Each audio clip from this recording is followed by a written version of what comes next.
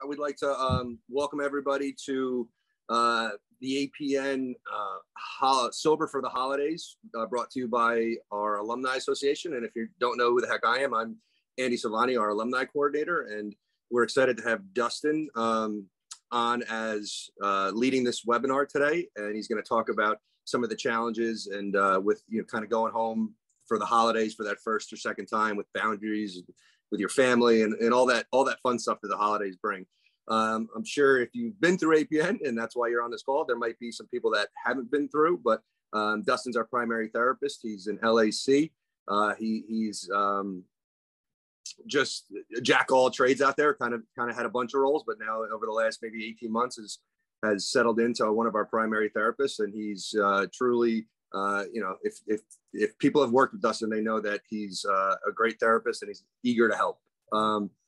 As for the alumni program, we're excited to bring this opportunity, and we're excited to bring new opportunities throughout the year, virtually and in person, to our alumni. But that being said, I'm gonna let Dustin kind of take over. If you have questions, and at the end, we want to save 10 or 15 minutes for questions. If you have questions during Dustin's talk, just put them in the chat, and Dustin and myself will get to the questions at the end, and we'll go from there. Hope all is well. And Dustin, you're up, pal. Okay, welcome everybody. This is a little bit of a different format than I was expecting, but so I'm just kind of sitting in my office by myself. I was hoping to be in the meeting room talking to some folks live. I work better that way, but we'll see what happens. So we're here to talk about being sober in the holidays. It's a difficult time, or can be a difficult time, especially for people in early recovery, and just recovery in general. And then on top of that, we've got pandemic and all these other factors kind of playing a role. So sometimes, I think hold on, let me get my chair right. All right, we're good. I wanted to kind of start off by just kind of discussing risk factors, right? So we talk about triggers, right? Anybody that's had me as a therapist, I've pointed out that, we can identify a lot of triggers externally, but everyone has the same trigger. Everyone has the same primary trigger, and that's yourself. So to offset when I'm triggered or activated unexpectedly, I use coping skills in response. And there's thousands of coping skills. There's grounding skills. There's CBT-based skills. There's a bunch of different stuff that we can do. What I wanted to look at is take a step out from that, and we can, if you have questions on some coping skills and stuff like that for the holidays, please drop them, and we'll get to them. But I wanted to look at risk factors specifically. So a risk factor is something that I can anticipate in advance. So for, let's say a person is in early recovery from alcohol use, a risk factor may be going into a liquor store. That seems like kind of a no-brainer. Like, hey, if I'm in early recovery and I have a problem with alcohol and using it compulsively, I probably shouldn't go into a liquor store. That's a risk factor. That's environmental, specifically speaking, environmental risk factor. Risk factors come in all these different packages, and one of them can be a time of year.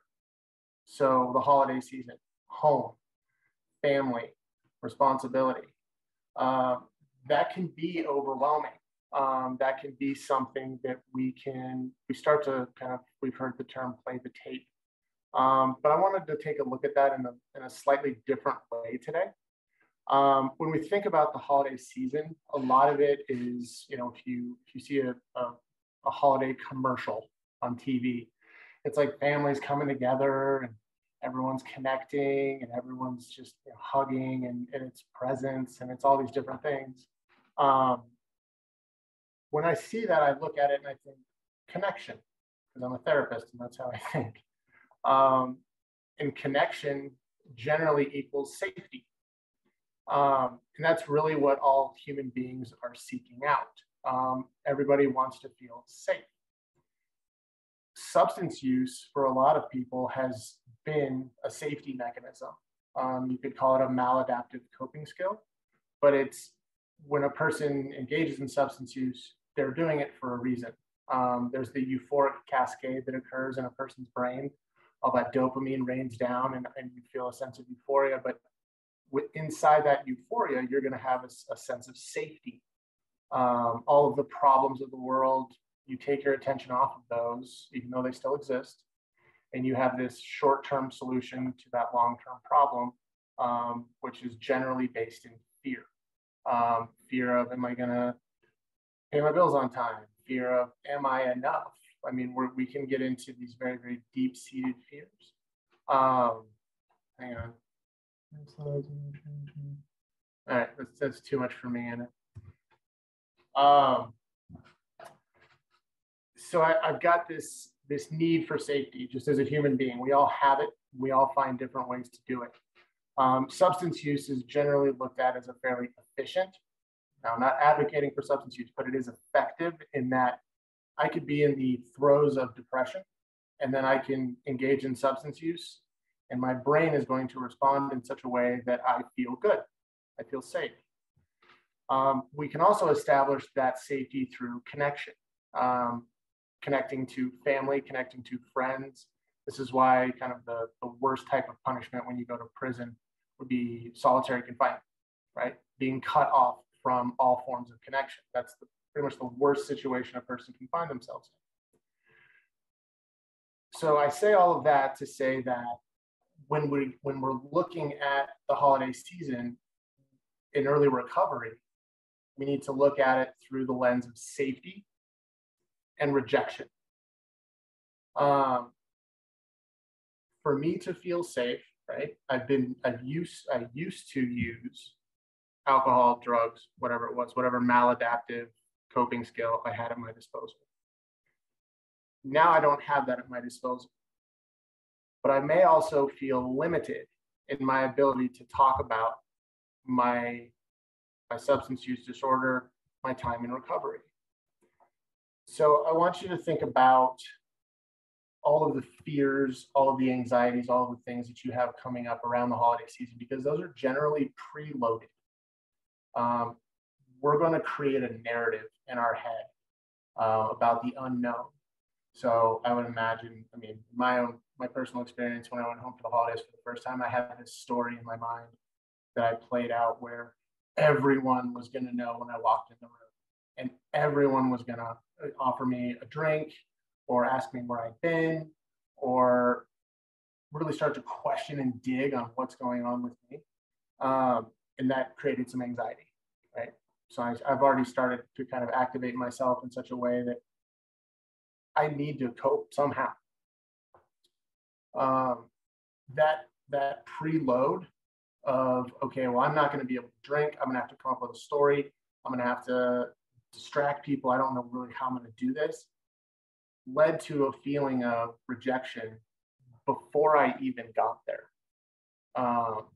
This is an experience that a lot of people have, but we don't know how to label it. We're not sure, what is this? Why is this? Where's this anxiety coming from?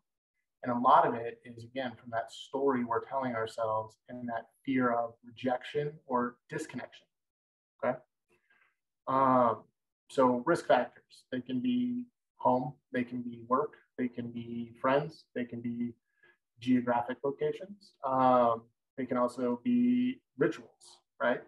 So think about New Year's Eve, right? And the ball drops, and we have champagne, and we have all these things. I can preload this belief or this story into my mind that I'm somehow going to be disconnected or apart from everybody else that's engaging in a normal ritual, okay? So that's kind of setting the stage for why I think the holiday season can be so risky for some people. So then we look at the opposite side, like flip side of that coin, right? So we've got protective factors. Protective factors are exactly what they sound like. They're ways for me to insulate myself. They're countermeasures that I put in place in advance. So examples of protective factors would be whatever your daily program of recovery looks like. So some people wake up and they pray. Other people wake up and meditate, and then they go to work and go about their daily business. And then maybe they attend a meeting, or maybe they go to the gym and work out, or maybe they journal. Those are all things that I do in advance to insulate myself, to set myself up for success in my recovery. It also helps with emotional regulation. Sorry, I'm getting a bunch of texts. Protective factors generally give us a sense of safety, a sense of connection. So here's the tricky part, right? So if I'm going into the holiday season and I want to feel safe, I need to connect. But I'm worried about rejection, because if I make myself vulnerable to other people who may not know my story, or who may not look at, or who may not know that I'm in recovery, I may be rejected. There's a possibility of that. And that's something that people fear most. So we've got this kind of predicament of, so we've got risk factors, we've got protective factors, and then we've got, our triggers, which, I mean, it could be just seeing alcohol, it could be seeing the ritual, it could be seeing someone who's intoxicated or high, and that can activate us. So what can we put in place in advance to protect ourselves? And I think that starts with looking at where you are in your recovery. Where are you in this process of risk factors? What's the narrative? What story have you told yourself before you're even going to get there? Because, again, anyone that's had me as a therapist knows that a relapse is going to happen before you pick up. So I'm not going to, driving home from family on Christmas Eve, I'm not just going to spontaneously go to a liquor store. That's probably not going to happen. It probably happened a few weeks before, where I started to get anxious, or I started to preload this story and create some anxiety or some fear or some depressive symptoms. Maybe I started to isolate. Maybe I was distancing myself. Those are situations where, okay, we call that kind of a prelapse, right? We're looking at, we're getting into a space where we could potentially relapse. So going to a holiday party, going to a family member's house, we can look at that as a high risk situation or a risk factor. And if I'm going in a compromised state, what do I do? Do I just not go? That's an option. You actually have the option to not go. Sometimes we feel social pressure. And another thing that I like to tell my clients is, you don't put anything in front of your recovery, no matter what. If you start to put your job in front of your recovery, be prepared to lose it. If you put any family, anything you're going to put in front of your recovery, be prepared to lose it. Our number one priority is our sobriety. There's a holiday season every year. And if you can't make it this year, you can call in advance and just say, hey, listen, I can't make it. And frankly, I'm a big advocate for being honest. Hey, listen, I just need to respect my sobriety. And I feel like that's not an environment that I should be in right now. I'm going to go catch a meeting. I'm going to go reach out to a friend. I'm going to do something that promotes my sobriety rather than puts it in jeopardy. That's a perfectly acceptable thing to say. We're not obligated to do anything. I can't stress that enough. You don't have to go show up at your family's house. If you're going there in a way where you might be compromised, it's important to check in with, what's my motive? Is it to prove my sobriety to other people? Because that's not your job either. You don't have to prove anything to anyone. You staying sober long term is proof. Okay. There's no, I remember I was tempted to go out and just be like, look how sober I am. I'm so sober. That's risky. That's ego driven. That's putting yourself at risk, and that's putting your ego ahead of your recovery. And that's a very dangerous situation to be in. Okay. Some of the things that can come up, other things that can happen when I'm kind of in a dangerous place, is we start to glorify, right? I'm going to start glorifying substance use. I'm going to think about it. And then, oh man, it'd be so great if I could just this one time, oh, it's New Year's, oh, it's Christmas, oh, it's Hanukkah, it's whatever. It doesn't matter. You pick the holiday. We can start to justify that So we can make excuses for ourselves to engage in behavior that's going to put our recovery at risk. Getting into a situation, kind of knowing that it's a risk factor and not putting anything else in place, right? So what are some other things that we can put in place? Well, I mean, there's always the accountability buddy. That's a good one.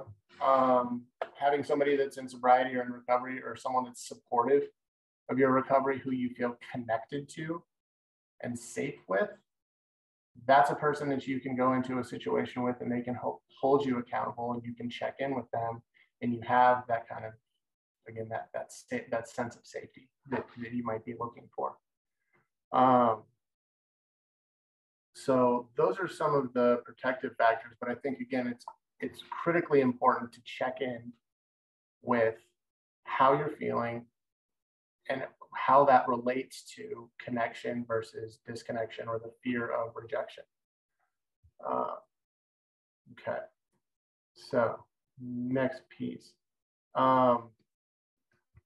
There's a lot of rituals. I mentioned that a little bit earlier, but there's a lot of rituals during the holiday season, whether they're religious or social. I remember it was always watching bowl games, like football, college football, on New Year's Day, right? That was the thing. And what do you do when you watch college football? Well, you drink. That's just normal. My family, they'd eat wings and nachos and just kind of get fat and get drunk. That was the thing.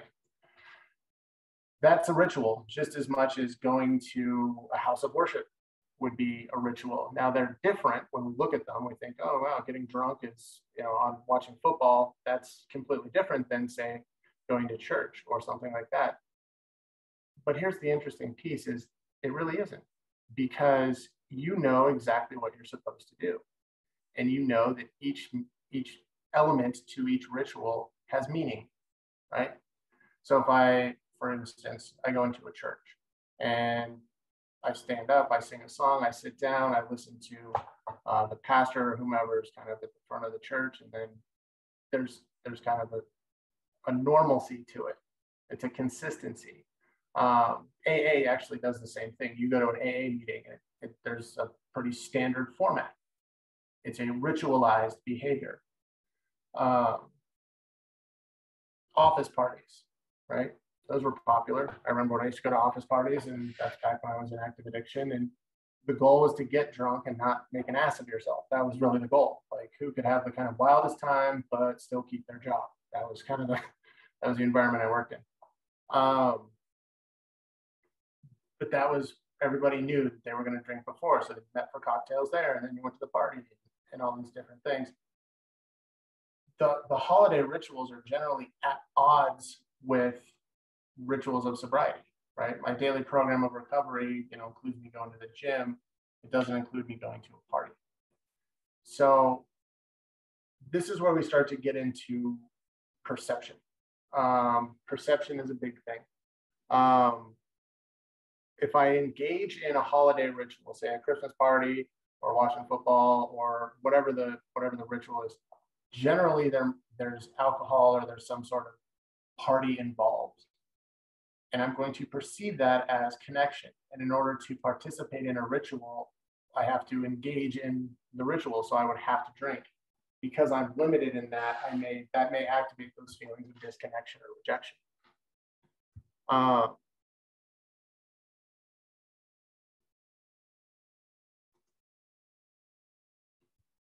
So perception, and again, people that have worked with me know that I use a lot of Stoic philosophy. The source of all man's pain is not the world, but his interpretation of it, right? How I interpret the world, how I perceive the world around me. And this is where we kind of sneak into perception and a combination of that with labeling. So again, taking a step out, the holiday season, I'm going to label it as a dangerous time. I'm going to label these parties, these situations as dangerous to my sobriety. I'm going to fear them because I've made up this story that I will be rejected or somehow disconnected. It's this perception and this label that it's actually kind of why we're having this conversation, right? Because if you look at, I think I don't know, I think New Year's Eve is on a Friday this year. That's just a Friday. It's not any different than any other Friday. But I've labeled it something different. I've created something different when it's just a Friday. Now my perception of this specific Friday is, this is a time when I am at high risk of relapse. This is a time when I'm obligated to go see my family. I'm obligated to go drink or use in order to fit in with my friends, family, whomever. And that's not actually what's true. It's just Friday. So that's another skill that I like to work with, is just saying what is and acknowledging what is going on right now. Do I have to engage in this party to connect? No. That's a perception issue. I don't actually have to do that. I'm free to do whatever I want, actually. Which is to say, I'm free to go to the family gathering. I'm free to cancel. I've always liked the recovery part. If someone knows you're in recovery and you say, hey, listen, I can't make it, I can't do this, I can't do that, because it's just not in service of my sobriety, it's not in service of my recovery, you can do that. This is your recovery. You get to do what you need. I mean, do it politely, obviously. I mean, don't be rude. But it's okay. You're allowed to do these things, because anything you put in front of your recovery, be prepared to lose.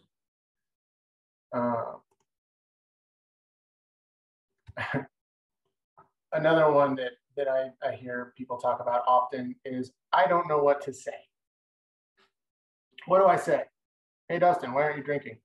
Well, I'm on antibiotics and I'm driving and I can't. And I'm, all of a sudden I'm activated. Potentially I'm triggered because now I'm faced with the very real possibility that I'm going to be rejected or found out.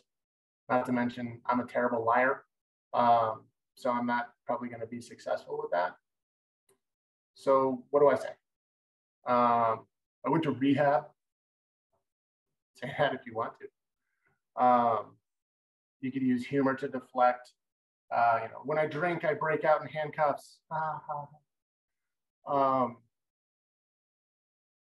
Those are self-deprecating. I don't think that people in recovery have a reason to be ashamed or hide from it.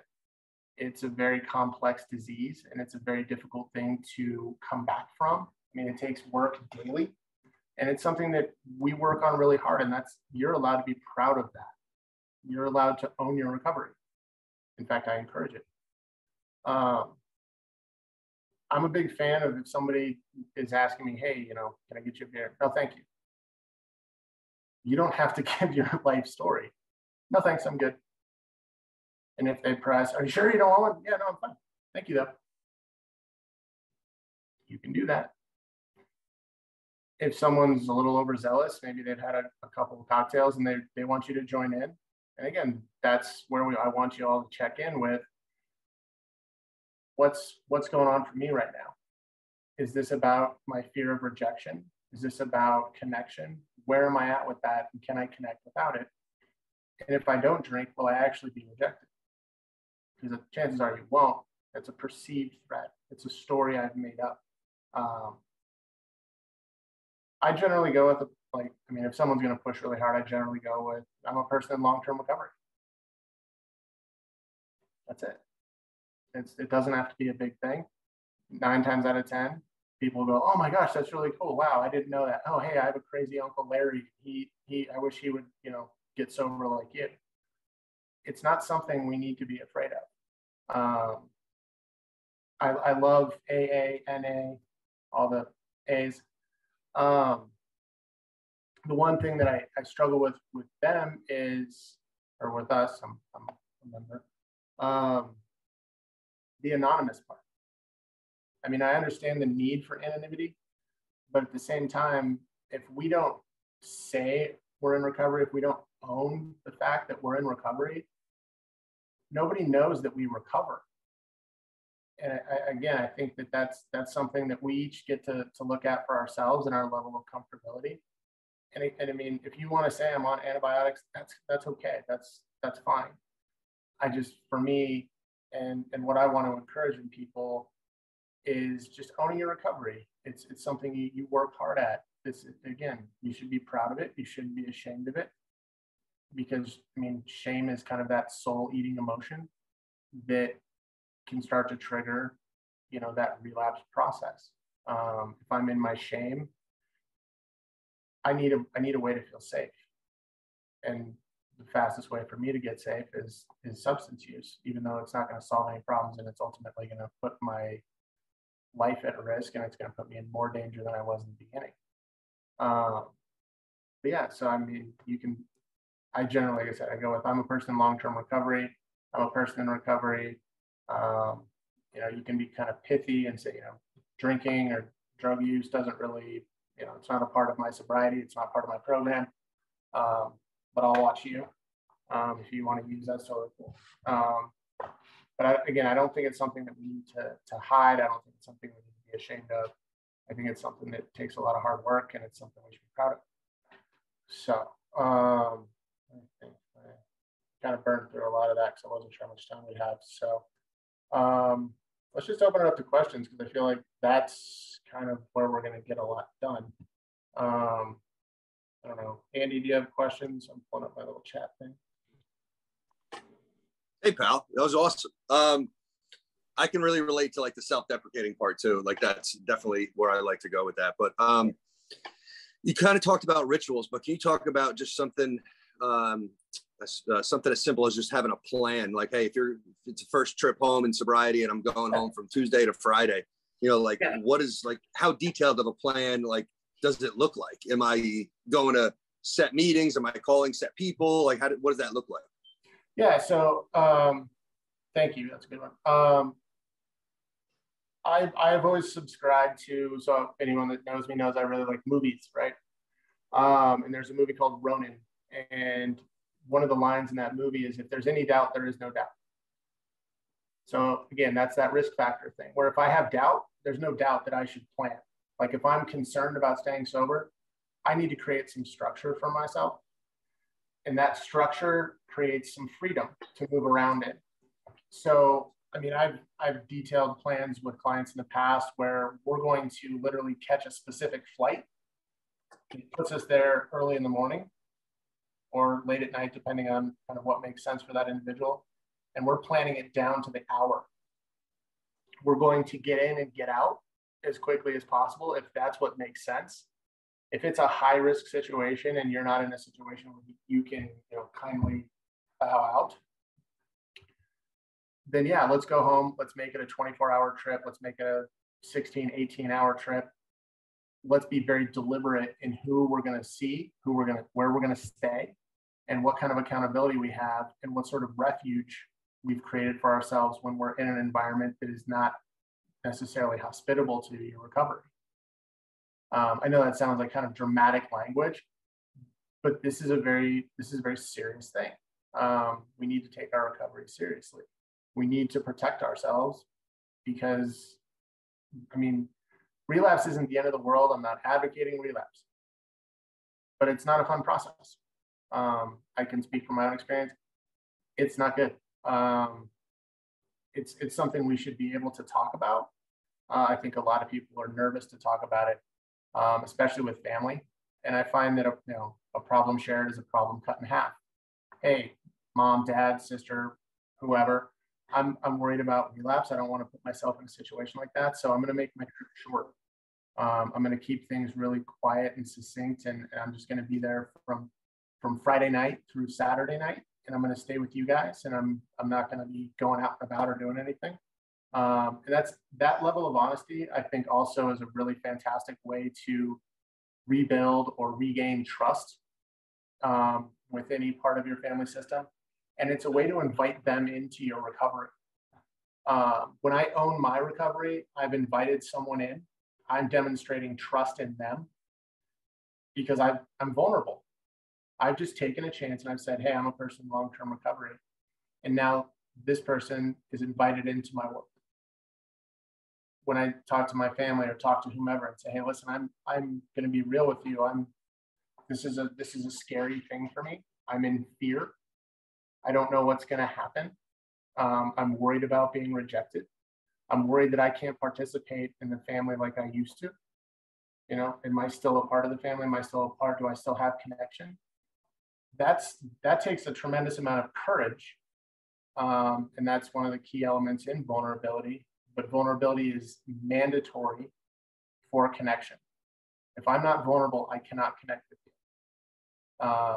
And I think that, again, it's a risk, but I think it's worth it. So that's a really long way of explaining.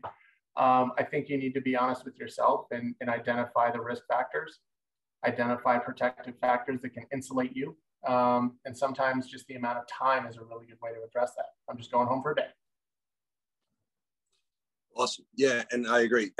Second question that I just saw pop up was it's kind of funny because it's what I would struggle with too. But can you talk about dealing with that question of like, hey, you want to drink, and instead of being honest, going to sarcasm and self-deprecation, and kind of dive deeper into that. Somebody said the pros and cons of that. Like, I would think the knee jerk, like the con is like, hey, maybe that it ends the question real quick in, you know, some cases, but in other cases, the truth usually works better. So somebody just asked, how do we, you know, with sarcasm, what is that really saying, and why I should or shouldn't do that when asked, like, hey, have a drink, pal? So, I mean, again, I'm not in the business of telling people how to run their recovery because it's their own. Just I've gone, this is me personally, I've gone through the humor to deflect. And what I noticed years later is when I was doing that, it was very self-deprecating, and it was shame-based for me. So it was something that I didn't want. Like, I mean, you have to kind of question, why don't you want to share this? What's the reason? There's sometimes where I will use humor to deflect because I don't want to get into this big long story about your Uncle Larry. Like, ugh. So I'm just gonna say, you know, yeah, no, I'm good. You know, I hate driving drunk or whatever it is, right? There's a little kind of self-deprecation. There's a little humor. There's some sarcasm there, and most people kind of would shrug it off. But is that authentic? Where is that coming from? If I'm pursuing self-mastery, which is actually what the process of sobriety is, when we really dig deep into it, I think it's more about self-mastery and kind of self-acceptance than it is about not using or just going to meetings. I think we're all in pursuit of that. So for me, it's about, okay, how do I show up authentically? How do I, you know, people that have worked with me, congruent versus incongruent, right? So congruent is when my insides match my outsides. If I'm happy, I'm happy. If I'm sad, you can see that I'm sad.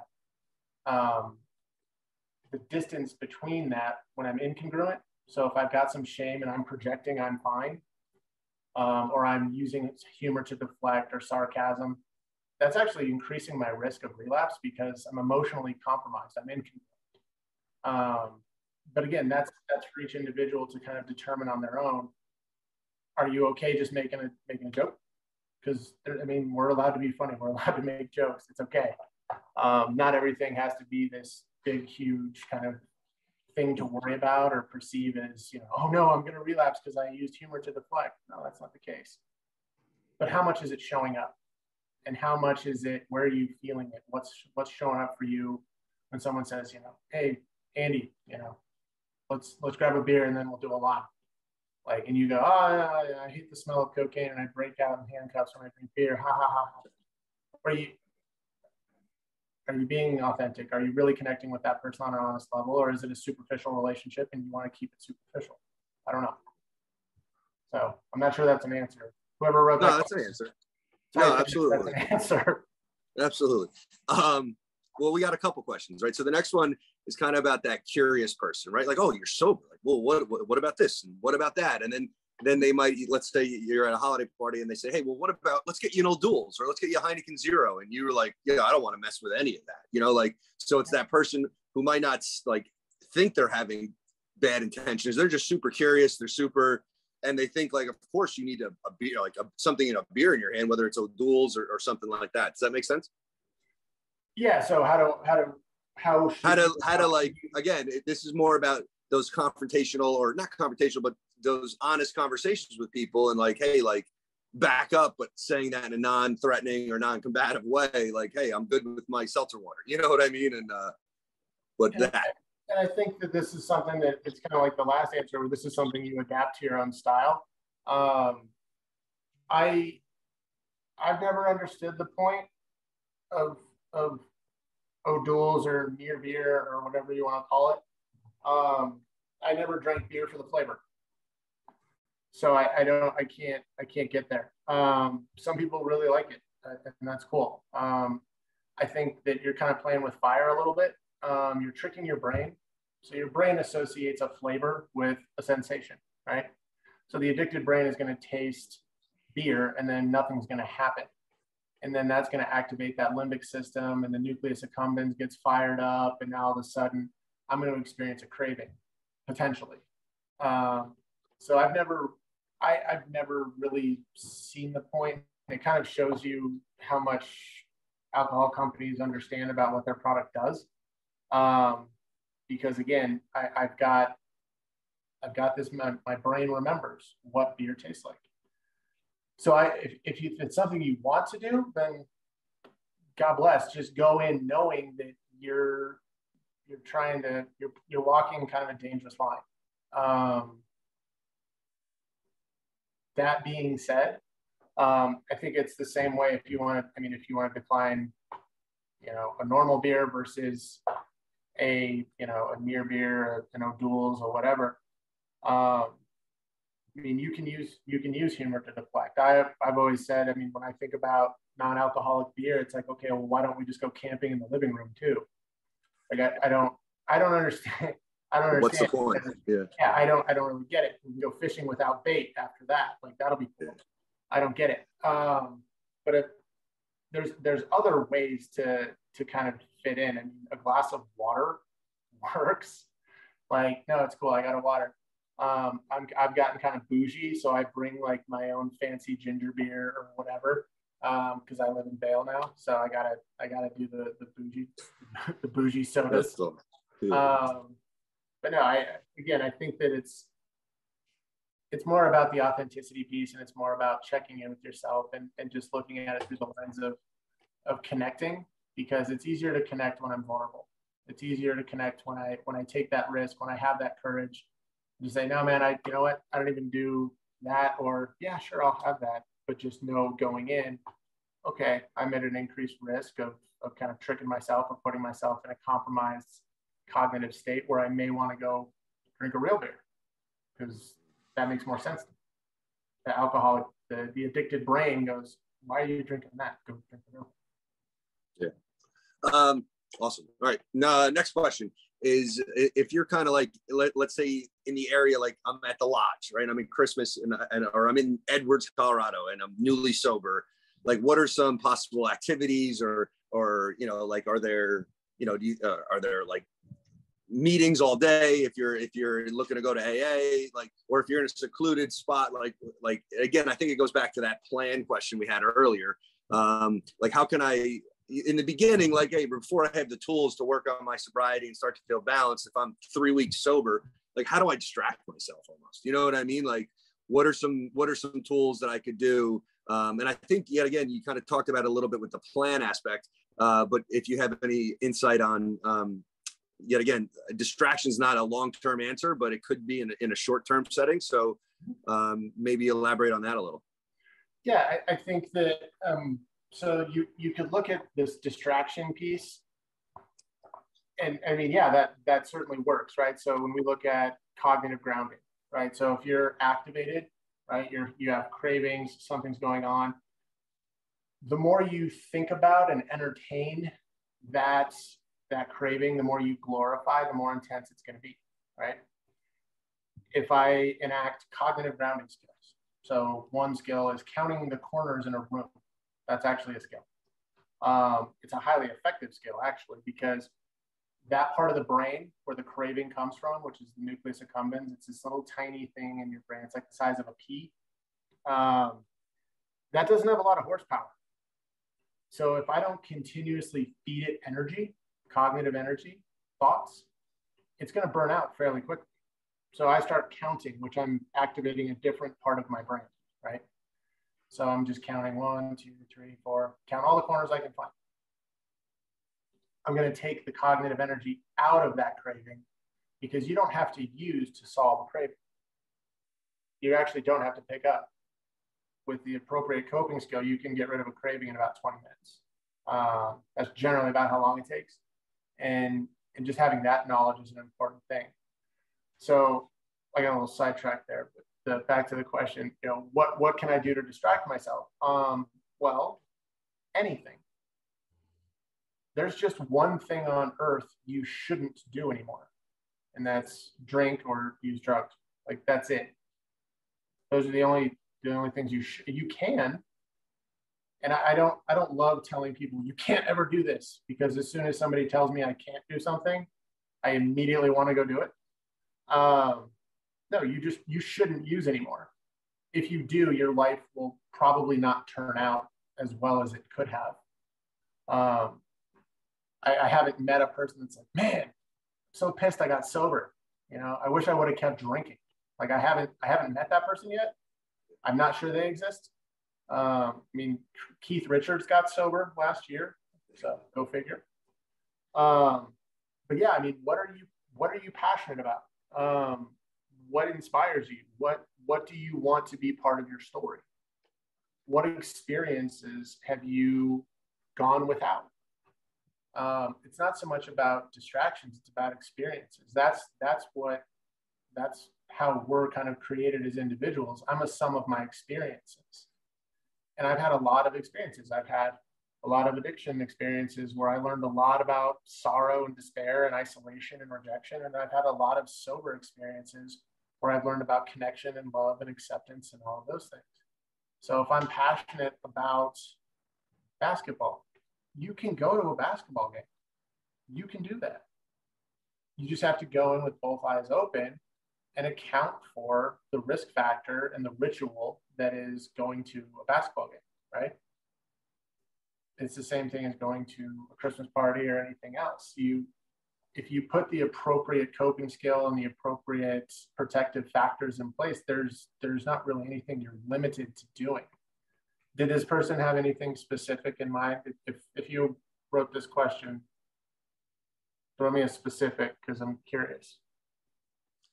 Well, you know, and again, and I know no one came on here to hear what I would have to say, but what I think is exciting is that, like, APN gives you tools, right? And every tool is not going to work for every person, but that's why APN just doesn't say, hey, do this one specific thing. If you have, you know, like, they're going to give everyone a bunch of options, and then it's that balance effect of trying out what works for me and what doesn't. But yeah, to your point, and I think that you raised something that a mentor told me when I was talking to him about just being a therapist, psychology, philosophy, all of that, and how psychology is actually a very young science. So it's of the scientific disciplines, it's very new. And he challenged me, and he goes, well, it's not so much a science as it is an art form. And that immediately, like, fed my ego. So I was like, oh yeah, I'm so creative. I'm such an artist. But he was right. And you bring that point up where we do have tools. We do have things that we use and that are at our disposal that we have refined over time, even if it's a short amount of time. And I can use those in any given situation in order to kind of flow through whatever challenge comes my way. I mean, I think about, you know, Bruce Lee, be water, my friend. Like, you can pour water into a cup, it becomes the cup. You can, you know, water can trickle and it can crash, but it's always going to flow. And when we can utilize coping skills, protective factors, there's no reason that we can't flow through life in a very smooth way. But again, it's if I start to preload that anxiety and start to really worry about that rejection or disconnection, that's when I'm going to start to trip myself up. That's where I become my own worst enemy. I'm the trigger now, with the story I'm assigning to something that hasn't happened yet. Yeah. All right, cool. Next question, I'm going to actually read word for word because it's kind of interesting. I think you'll, it says, here we go. And you'll like this. Where is it? It says in the Daily Stoic book, there's a quote, shun that which makes you angry. And then it says, to what extent? With politics or certain family members, I can't live in a bubble. How to feel pain without going, quote unquote, fucking bananas, right? So it's those conversations with Aunt Sally about politics, and you just want to rip Aunt Sally's head off, right? Or, like how do we set those boundaries in those when I'm starting to get pissed or triggered or whatever word we're going to use? Yeah. So, I mean, kind of the language of the Stoics is a little bit tricky because sometimes, shun, okay? So am I going to go, shame or shun someone actively? Crazy Uncle Larry's running around like a drunken idiot. Am I going to go like, am I going to shun him and be like, be gone from my sight, drunkard? No, probably not. My interpretation of that quote is give no attention to. Some of the guys that I've been working with that I have in group right now, we've been talking a lot about what is a human being's most precious resource. Andy, what is your most precious resource? What's my most precious resource? Yeah, you. What is it? You, I said. Well, yeah, other than me. Family. Okay, family. A lot of people would say time, right? What's the most kind of finite resource that I have on planet Earth? And it would be time, right? That's kind of the clever answer, right? I agree, family, right? And family actually kind of feeds into the right answer, which is attention. What am I going to put my attention on? Because my attention is how I spend my time. So crazy Uncle Larry, the person that drives you insane, why are you giving them attention? Do not give them attention. That's my interpretation of shun the person who you disagree with, who you can't stand. AA would say, they're renting space in your head, or they're living in your head rent free. Generally, that's something that's activated in us. So that person's generally demonstrating something that we do also, that we don't like or that we haven't accepted. So the person that you want to shun is actually probably the person you're going to learn the most from. We're in an inpatient facility, and there's every now and then there's a couple clients that don't get along.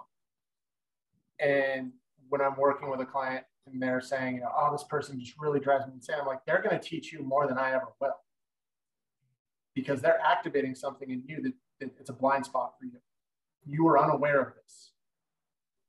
So I think it's kind of, there's two ways to respond to it. You can stop giving your attention to it, or you can take that activation and say, what is this doing in me? Where is this coming from for me? And use it to learn, rather than just be angry or frustrated or activated. To kind of expand on that, I once, and I'm sure a lot of people can relate to this. I worked with a boss that, at times you don't get along with your boss. And I had a therapist and a sponsor always, because I would always be like, oh, this guy, he's doing this. And I would always bring my stuff to them. And they'd say they would say he's your greatest teacher. He is a mirror to you. And you can learn so much about yourself and your sobriety, Andy, if you just look at why, when he does this or he does that, are you internally like we said, it's like the greatest mirror. I could avoid at times, and I tried that. Hey, I won't talk to him, but he's my boss, and I worked at a small company, so good luck avoiding, right? Yeah. So at times I dealt with it, and I was great, and other times I didn't deal with it, and it ate my lunch. Yeah, and I think avoiding is kind of a dry version of substance. It's a short-term solution to a long-term problem, right? Yeah. I'm going to avoid you. This isn't happening. Yeah. No, it is happening, and it's something you're going to have to deal with. And the sooner you can address it, and the more effectively you can address it, the better off you are. All right, I think I got two more. Let me just get back onto the chat. And all right, it says a big part of AA is putting trust in God and His plan. But how do we reconcile the fact that we are responsible for our own actions? And then there's part two. Again, from the Daily Stoic, we should expect the unexpected. How far to imagine and expect terrible things from happening is healthy. So let's just go to the first question first. God's plan, how to reconcile the fact that we are responsible for our own actions, and also trusting that this is the plan, right? That third step stuff. that make sense? I kind of said a lot there. Yeah, I mean, it's kind of an existential question, as far as, you know, what is the dynamic between God's plan and me as a player in it. I mean, I think for me that the answer there is just, and I think maybe even feeding into the second question, is how much am I in the present? How much am I taking responsibility for my response to whatever situation my higher power has put me in, if that's how you perceive your higher power? I mean, the nature of that question seems to subscribe to faith, which is totally cool. In the event that that's true, all we can do is respond, right? It's kind of like a choose your own adventure book. So I'm still going to have to take responsibility for my free will and my free choice. I don't know of a person that interprets a higher power as playing them like a video game. So I don't see that piece, but I do think that my personal responsibility comes down to exactly what that is, how I'm responding in the present moment. And if I'm remaining in the present, I'm responding effectively. If I'm bracing for impact of a perceived threat in the future, I don't have 100% of my attention going on right now. So this is where I'm going to compromise myself. So I mean, we can say like, oh, my higher powers gave me a raw deal, or maybe you were disconnected, you didn't have constant contact with your higher power, whatever it was. But I think at the end of the day, our decisions are our own. There's reasons why, and this is it speaks to the addicted brain a little bit. I have a disease of the brain which compromised my ability to make choices, but I'm still responsible for those choices. Yes. Absolutely. Because at any time you had the power to decide to stop. You could have asked for help.